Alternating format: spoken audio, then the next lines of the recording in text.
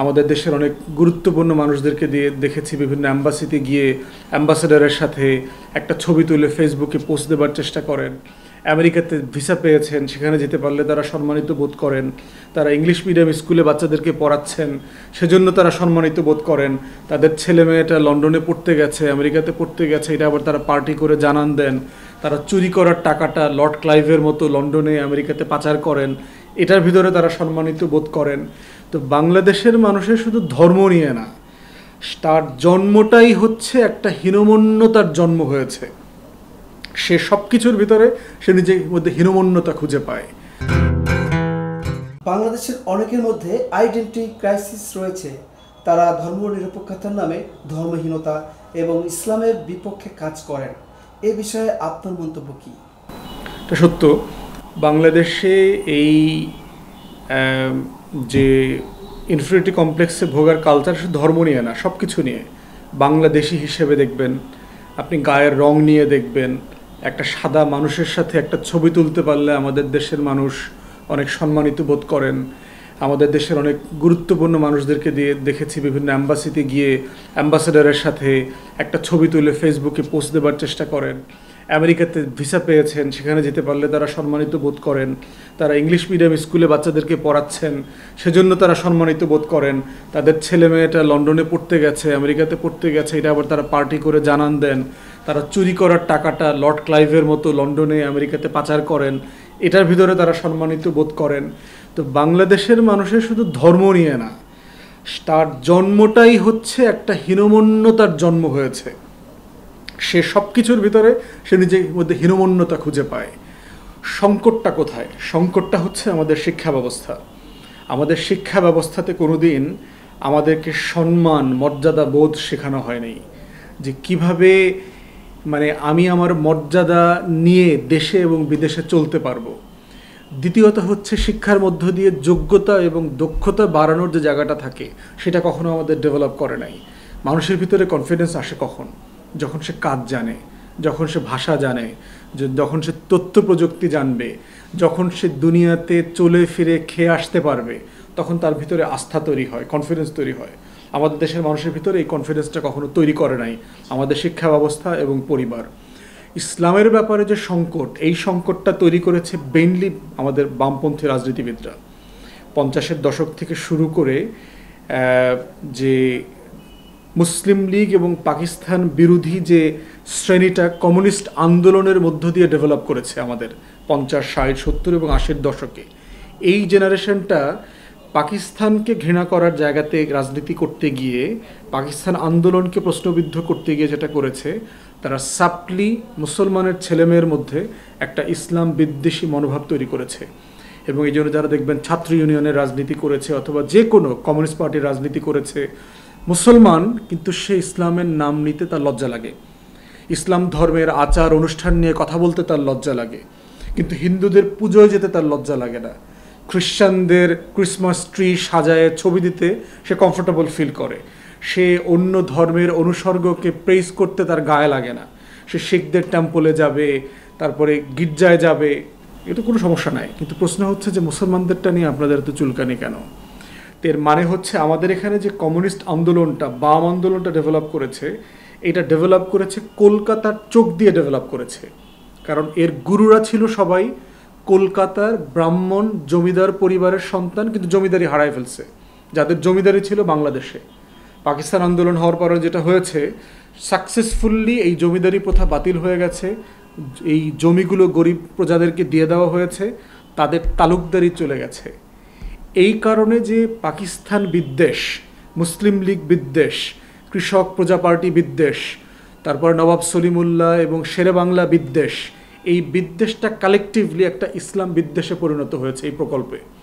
এবং ছাত্র ইউনিয়নের মাধ্যমে ইয়াং জেনারেশনের মধ্যে এই বিদ্বেষটা তারা সাকসেসফুলি ছড়িয়ে দিয়েছে।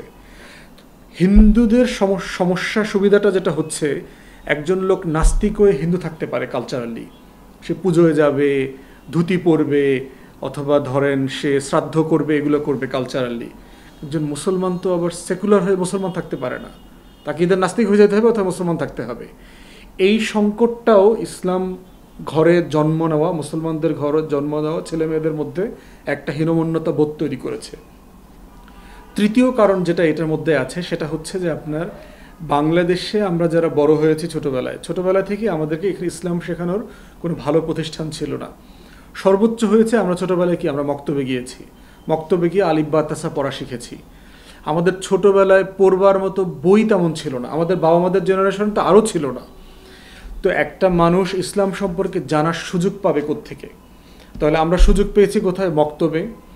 তারপরে মকসুদুল মমিনিন, বেহেস্তি জেওরের মতো খুবই মানে লো কোয়ালিটির ইসলামিক বই আমাদেরকে পড়তে হয়েছে।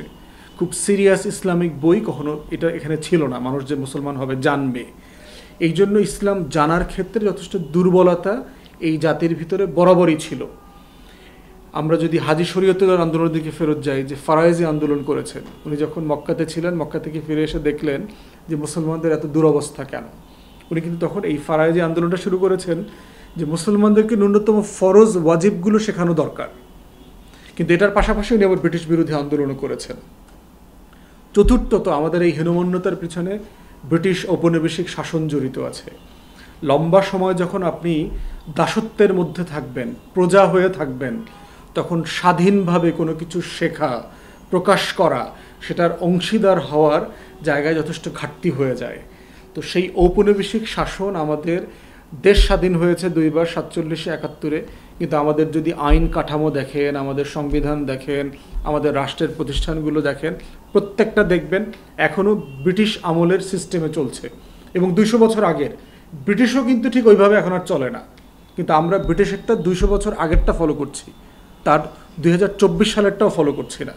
তো এই ঔপনিবেশিক শাসন ব্যবস্থারও একটা মারাত্মক প্রভাব আছে আমাদের চিন্তায়, মননে, আমরা কিভাবে ভাবি, আমরা কিভাবে নিজেকে দেখি এবং অন্যদেরকে দেখি, সমাজকে দেখি, এই প্রত্যেকটা জায়গায় এই সংকটগুলো তৈরি হয়ে আছে।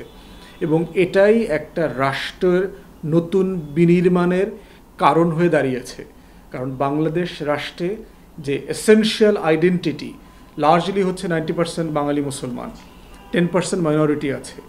কাউকে ছোট করবারও দরকার নাই, কাউকে বড় করবারও দরকার নাই, কিন্তু ন্যূনতম সবার আইডেন্টিটিকে লালন করা, পালন করবার রাইট থাকতে হবে এবং সেটা সুন্দরভাবে থাকতে হবে। আমরা যেটা দেখতে পাচ্ছি যে স্কুল কলেজের পাঠ্য বইতে ইসলাম কমানো, ইসলামিক গান কবিতা কমায় দেওয়া, ইসলামিক লেখকদের লেখা কমায় দেওয়া, মুসলিম ইতিহাসের বিভিন্ন বিষয় নিয়ে লেখা গল্প কবিতা বাদ দিয়ে দেওয়া, সেখানে শরীফার মতো প্রচণ্ড বাজে জিনিসগুলোকে ঢুকিয়ে দেওয়ার চেষ্টা করা, এইটা হিতে বিপরীত হবে। বরং আমি দাবি করব যে বাংলাদেশের প্রত্যেকটা ছেলে মেয়েকে ন্যূনতম 5টা ভাষা শিখতে হবে, তার ভিতরে আরবি ভাষা একটা মাস্ট। কারণ আমাদের সবচেয়ে বেশি বিদেশি টাকা আসে মধ্যপ্রাচ্যের দেশগুলো থেকে। আমার এখানে 8 পাস মেট্রিক পাস যে মানুষগুলো যাচ্ছে, তারা যদি আরবি ভাষা জানে, আজকে সে যেভাবে 30,000 40,000 টাকা বেতন পাচ্ছে, আরবি জানলে সে 50,000 60,000 টাকা বেতন পাবে। আমার দেশে টাকা আরও বেশি আসবে। আর দ্বিতীয়ত হচ্ছে জঙ্গিবাদ, প্রান্তিক চিন্তাগুলো অ্যাড্রেস করা যাবে।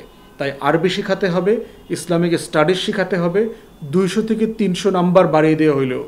এইটা এই জনগোষ্ঠীর মৌলিক অধিকারের একটা জায়গা, তাকে এখান থেকে বঞ্চিত করা যাবে না। এটা করলে হিতে বিপরীত হবে।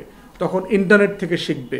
ভুয়া শেখ যেগুলো আছে, যারা প্রান্তিক চিন্তাকে প্রমোট করে, তাহেরির মতো আউল ফাউল লোক আছে, তাদের কাছ থেকে মানুষ ইসলাম শেখার চেষ্টা করবে, সেটা কোনোভাবে আমাদের জন্য কল্যাণকর হবে না। তাই হোলসেল প্রসেসে আমাদের এডুকেশনের মধ্য দিয়ে এই হীনমন্যতাকে অ্যাড্রেস করতে হবে। শুধু মুসলমান হিসাবে না, বাঙালি হিসাবে, বাংলাদেশি হিসাবে, দুনিয়ার নাগরিক হিসাবে প্রত্যেকটা জায়গায় যেন আমরা এক্সেল করতে পারি, সেই জায়গাটাকে কেন্দ্র করেই হচ্ছে আমাদের পুরো শিক্ষা ব্যবস্থাকে ঢেলে সাজাতে হবে। 1 জানুয়ারি 2024 চেঞ্জ টিভি পা রেখেছে সুরভিত 6 বছরে। সবার প্রতি নিরন্তর শুভেচ্ছা। changetv.press আগামী 1 জানুয়ারি তার প্রতিষ্ঠা বার্ষিকী। আমি এটা জেনে অত্যন্ত আনন্দিত। আমরা আশা করছি changetv.press মুক্তিযুদ্ধের পক্ষে তারা কথা বলবে, সত্যের পক্ষে কথা বলবে, নিরপেক্ষ বলে কিছু নেই, সবসময় সত্যের পক্ষে থাকবে, এই প্রত্যাশা ব্যক্ত করছি। এর কলা কুশলী সবাইকে অভিনন্দন জানাচ্ছি, এর শ্রোতৃমণ্ডলীকেও অভিনন্দন জানাচ্ছি। 1 জানুয়ারির যেমন অভিনন্দন, একই সাথে চেঞ্জ টিভির প্রতিষ্ঠানের জন্য সবাইকে অভিনন্দন। চেঞ্জ টিভি প্রতিষ্ঠা বার্ষিকীতে আমরা এদেরকে ধন্যবাদ জানাই। চেঞ্জ টিভিকে উত্তরোত্তর সাফল্য কামনা করি। আর সাথে সাথে আমরা বিশেষ করে এদেরকে অনুরোধ করব যেন তারা দেশের পক্ষে এবং বাংলাদেশের জনগণের পক্ষে, ইসলামের পক্ষে, হকের পক্ষে, সত্যের পক্ষে তারা যেন সুন্দর পরিবেশন করতে পারে এই আশাবাদ ব্যক্ত করি। আমি শুনে খুবই খুশি হয়েছি। চেঞ্জ টিভি প্রতিষ্ঠার পর থেকে এটি অত্যন্ত বস্তুনিষ্ঠ খবর পরিবেশন করছে। তাছাড়াও দেশের অর্থনীতি, রাজনীতি বিভিন্ন বিষয় নিয়ে তারা